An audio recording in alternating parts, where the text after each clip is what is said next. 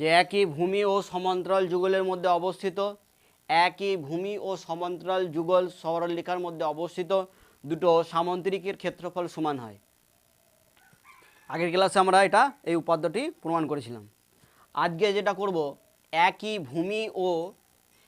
ভূমি ও সমান্তরাল যুগলের মধ্যে অবস্থিত একটা ত্রিভুজ আর একটা সামান্তরিক যদি অবস্থিত হয়, তাহলে ত্রিভুজের ক্ষেত্রফল সামান্তরিকের ক্ষেত্রফলের অর্ধেক হবে। অর্থাৎ একই ভূমি ও সমান্তরাল যুগলের মধ্যে অবস্থিত কোনো ত্রিভুজ ও কোনো সামান্তরিক অনুসিদ্ধান্ত বলে লিখছি উপাদ্যটা।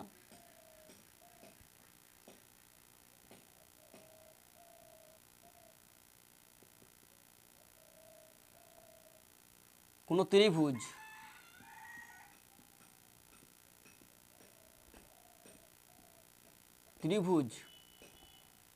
ও সামান্তরিক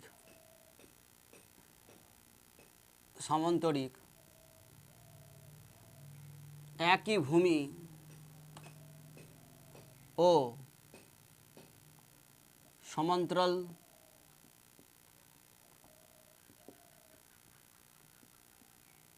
যুগলের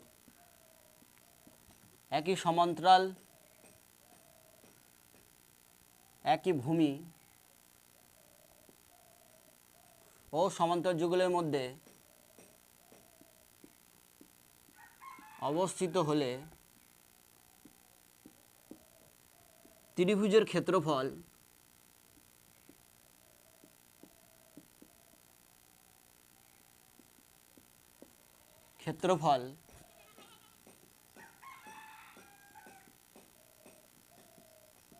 সামান্তরিকের ক্ষেত্রফলের অর্ধেক হবে। এটা হচ্ছে আমাদের উপাদ্য বা মেইন বিষয়টা কি আবার বলছি, যে একই ভূমি ও সমান্তরাল যুগলের মধ্যে অবস্থিত একটা ত্রিভুজ ও একটি সামান্তরিক, ত্রিভুজটার ক্ষেত্রফল সামান্তরিকের ক্ষেত্রফলের অর্ধেক হবে।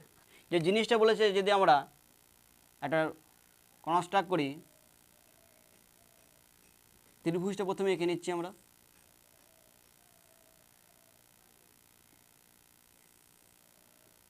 একটা ত্রিভুজ, এবার সমান্তরাল যুগল আমরা একটা সামান্তরিক অঙ্কন করছি।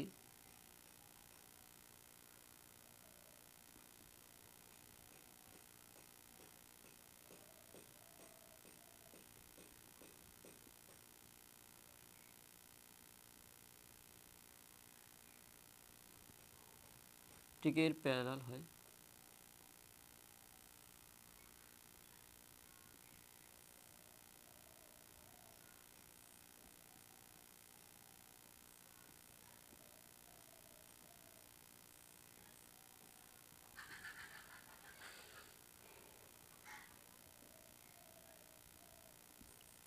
এ বি সি ত্রিভুজ ও সামান্তরিক এ বি পি এম একটা সামান্তরিক নিলাম। দেখো, ত্রিভুজ A B C O সামান্তরিক A B P M এরা একই ভূমি অর্থাৎ এ বি এবং একই সমান্তরাল যুগল এ বি সমান্তরাল এমপি এদের মধ্যে অবস্থিত। আমাদের দেখাইতে হবে যে ত্রিভুজ এ বি সি এর ক্ষেত্রফল সামান্তরিক এ বি পি এম এই সামান্তরিকের ক্ষেত্রফলের অর্ধেক হবে। দেখো, প্রথমেই আমি আগের উপাদ্যটা একবার রিভিশন করলাম, সেই উপাদ্যটা কাজে লাগবে। যেটুকু বলেছে আমরা বিশেষ নির্বাচনে সেইটুকুই লিখি, যে শিকারে যা বলে আর বা যা প্রমাণ করতে হয়। বিশেষ নির্বাচন,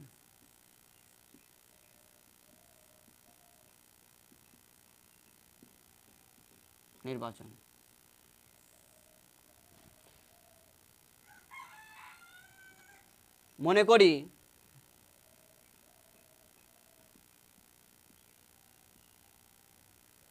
ত্রিভুজ এ বি সি ও সামান্তরিক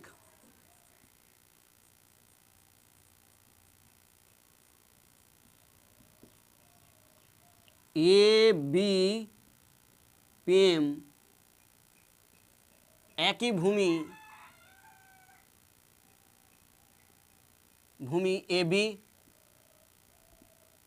এবং একই সমান্তরাল যুগল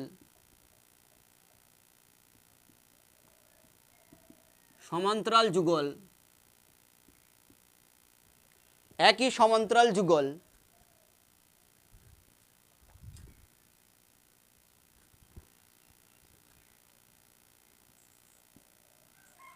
এবি ও পিএম এর মধ্যে অবস্থিত। আমাদের প্রমাণ করতে হবে, এইখানেই লিখছি বা এই লাইন থেকে লিখছি, প্রমাণ করতে হবে যে কি প্রমাণ করতে হবে, ত্রিভুজ এবিসি অর্থাৎ ত্রিভুজ এবিসি এর ক্ষেত্রফল সমান সমান হাফ অফ সামান্তরিক, আমরা সামান্তরিক চিহ্ন লিখছি, সামান্তরিকের সাইন,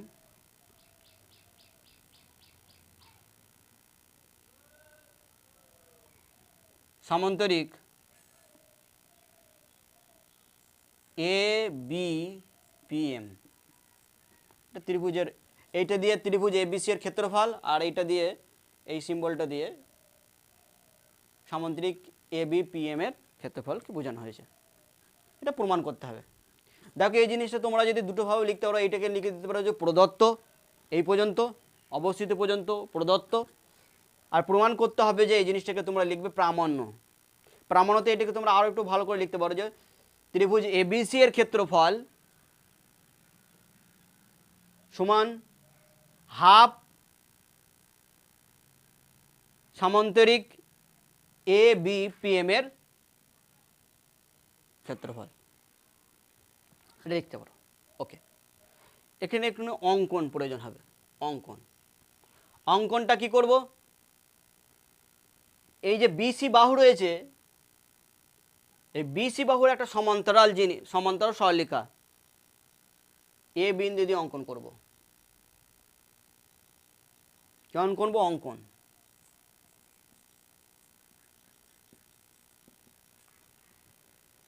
এ বিন্দু দিয়ে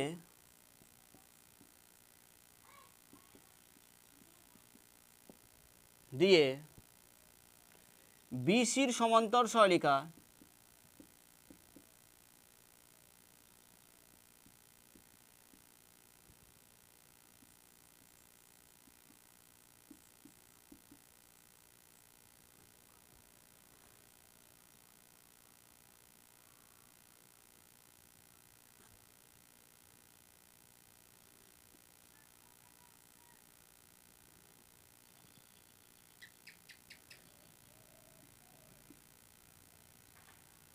এ আর অঙ্কন করলাম, এ বিসির সমান্তর সরলরেখা এ আর অঙ্কন করলাম,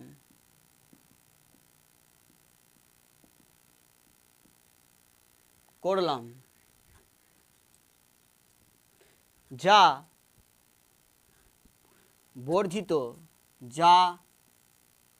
বর্ধিত মানে বাড়ানো পিএমকে আর বিন্দুতে ছেদ করেছে।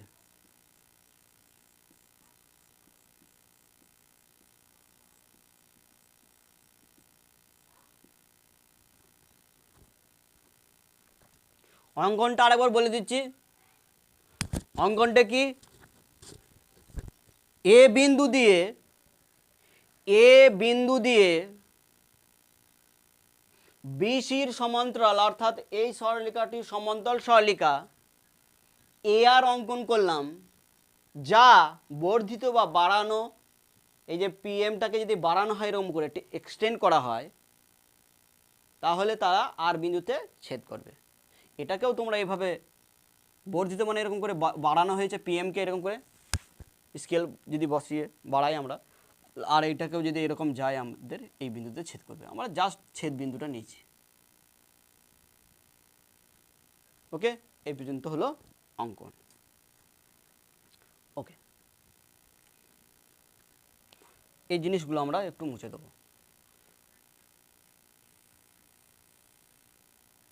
ছবিটা আমাদের লাগবে।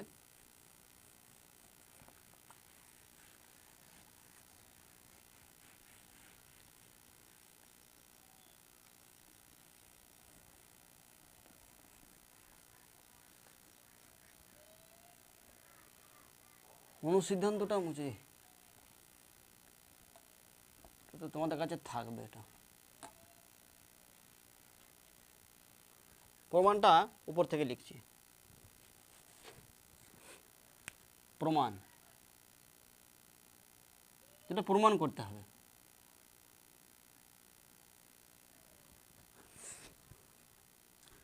প্রমাণে দেখো যে সামান্তরিক এইটাকে এ বি পি এম, এটা একটা সামান্তরিক আমাদের বলাই আছে। এই যে দেখো একটা চতুর্ভুজ তৈরি হয়েছে, চতুর্ভুজ এ বি সি আর, অর্থাৎ এ আর সি বি, এটা একটা সামান্তরিক হবে। অ্যাট ফার্স্ট আমরা দেখাবো। চতুর্ভুজ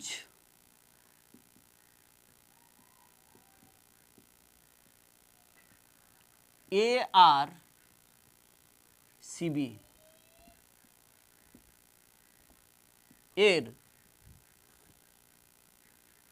এ বি সমান্তরাল আর সি। কেন? যেহেতু শিকারে বলা আছে যে এ বি, যেহেতু এ বি সমান্তরাল পিএম, আর এই যে আর পর্যন্ত পেয়েছি সেই পিএম কি তো এক্সটেন্ড করে পেয়েছি, বর্ধিত করা বলা আছে। তার জন্য তাহলে এইটুকু যদি এইটার সঙ্গে এ বির সঙ্গে যদি সমান্তরাল হয়, সেই সরলরেখা যদি বরাবর যদি বাড়ানো হয় তবু তারা সমান্তরাল থাকবে। যেমন জাস্ট দেখো এইটুকু, এই সরলরেখাটা এর নিচের যে সরলরেখা এ বির সঙ্গে সমান্তরাল,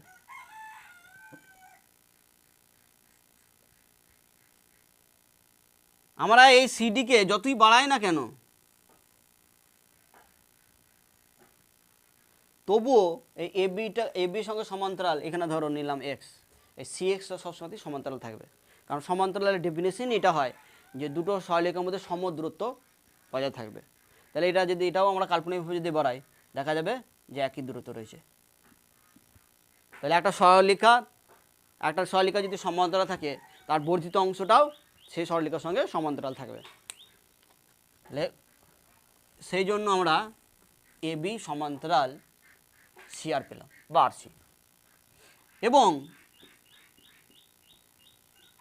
এ আর সমান্তরাল বিসি অঙ্কন অনুসারে। অঙ্কনে আমরা পেয়েছি, দেখো অঙ্কন অনুসারে।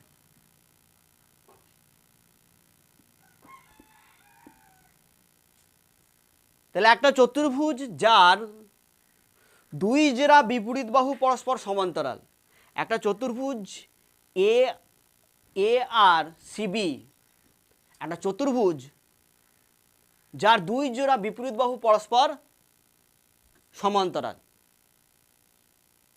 এটা সমান্তরাল এ বি সমান্তরাল আর সি, আবার এ আর সমান্তরাল সিবি। তাহলে এটা কি ধরনের চতুর্ভুজ হবে? চতুর্ভুজটা হবে সামান্তরিক। অতএব চতুর্ভুজ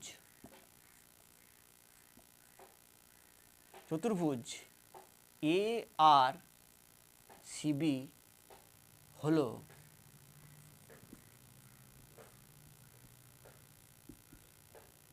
একটি সামান্তরিক।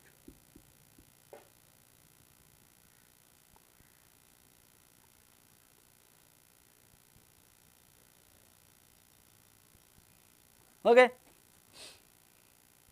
এবার দেখো, এক্ষণে দেখো, তাহলে এ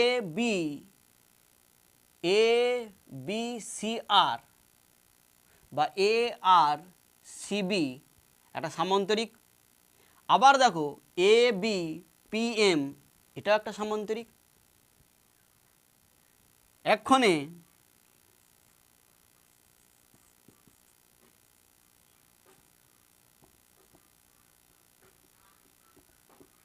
সামান্তরিক এ আর CB O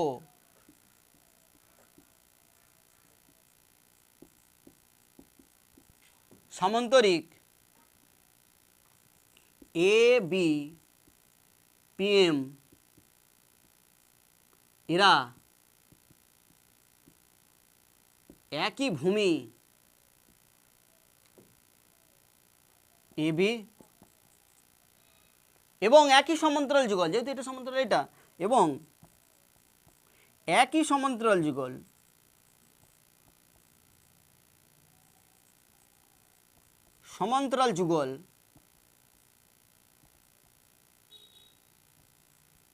A B O R P এর মধ্যে অবস্থিত।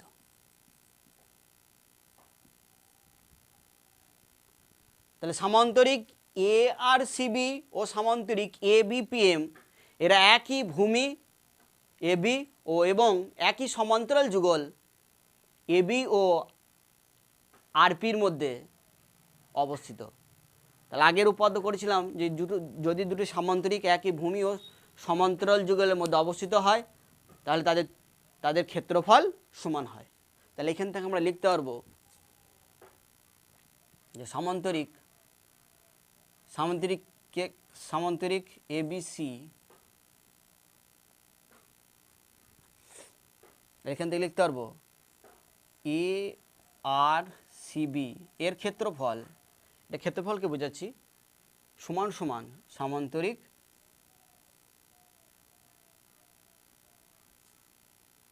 A B P M. এই জিনিসটা আমাদের লাগবে। কেউ এরকম করে 1 নম্বর বলে দাগ নাম্বার দিয়ে নোটেশন করতে পারো, বা জাস্ট যে কালিতে তুমি উপাদ্যটা লিখছো, ধরো ব্লু কালিতে উপাদ্যটা তুমি কমপ্লিট করছো, লিখছো, এই লাইনটা ধরো ব্লু কালিতে লিখেছো, তো তার নিচে একটা কালো কালি দিয়ে এরকম করে আন্ডারলাইন করে দিলে, এটা হাইলাইট করা থাকলে স্যার বুঝতে সুবিধা হবে। এই জিনিসটা তুমি কোনো জায়গায় ইউজ করেছো বা যদি ইউজ করো তাহলে স্যার বুঝতে পারছি কোথা থেকে পেয়েছে, তাহলে হাইলাইট করে দিতে পারো, বা কেউ বা অথবা এরকম করে নাম্বারিংও দিতে পারো, যে কোনো একটা। আমি জাস্ট আন্ডারলাইন করে বুঝালাম। এবার দেখো আর একটা জিনিস আমরা জানি, আগে আমরা উপাদ্যটা প্রমাণ করেছি যে সামান্তরিকের কর্ণ সামান্তরিককে দুটি সর্বসম ত্রিভুজে বিভক্ত করে। সামান্তরিকের কর্ণ সামান্তরিককে দুটি সর্বসম ত্রিভুজে বিভক্ত করে। তাহলে এইখানে দেখো ত্রিভুজ এ বি সি একটা সামান্তরিক, দেখো এ বি সি আর, এটা মনে মনে ভাবা নেই, এগুলো মনে মনে ভাবা এখন নেই। তাহলে এ বি সি আর একটা সামান্তরিক যার এ সি দেখে একটা কর্ণ, তাহলে এ সি কর্ণ যদি হয় তাহলে ত্রিভুজ এ বি সি এর ক্ষেত্রফলটা, যেহেতু এই দুটো সর্বসম অর্থাৎ এই ক্ষেত্রফল দুটো সমান, তাহলে আমরা লিখতে পারবো না ত্রিভুজ এ বি সি এর ক্ষেত্রফল সামান্তরিক এ বি এর অর্ধেক, লিখতে পারবো। ওকে, তাহলে এইখান থেকে আমরা পরের স্টেজে ওপরটা মুছছি আমরা।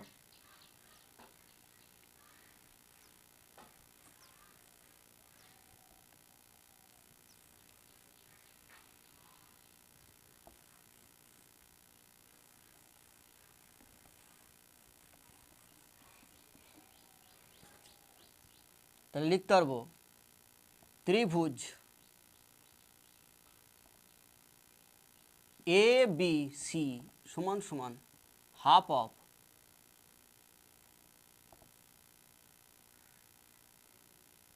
সামান্তরিক এ আর সিবি, এ আর সিবি, এ আর সিবি কেন লিখতে পারবো? লিখে দেবো যেহেতু সামন্তরিকের কর্ণ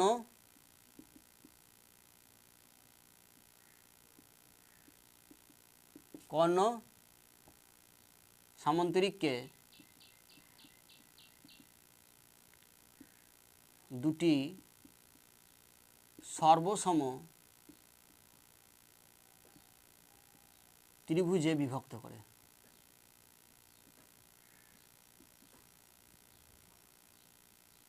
লিখতে পেরে যাব। এবার আমাদের যেটা ছিল সেই জিনিসটা একবার আমরা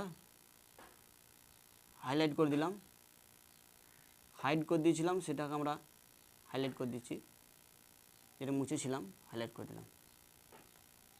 এটা আমরা লিখতে পারবো। পরের লাইনে দেখো, এই যে আমরা একটা জিনিস লিখেছি না, সামন্তরিক এ আর সিবি সমান সমান সামন্তরিক এ বি পিএম, তাহলে হাফ অফ যেমন আছে হাফটা যেমন আছে থেকে গেল, সামন্তরিক এ বি পিএম। তাহলে আমরা ক্ষেত্রফল পেয়ে গেলাম, ত্রিভুজ, এখানে ত্রিভুজ দিয়ে দাও এ বি সি। এইটা হলো আমাদের প্রদত্ত প্রমাণিত। এখানে আমরা প্রমাণ করেছিলাম যে সামন্তরিক এ আর সিবি এর ক্ষেত্রফল সামন্তরিক এ বি পি এর সঙ্গে সমান। তাহলে আমাদের যে উপাদানটা ছিল যে ত্রিভুজ এবিসি এর ক্ষেত্রফল সামন্তরিক এ বি পি এম এর অর্ধেক হবে, মানে প্রমাণ হয়ে গেল।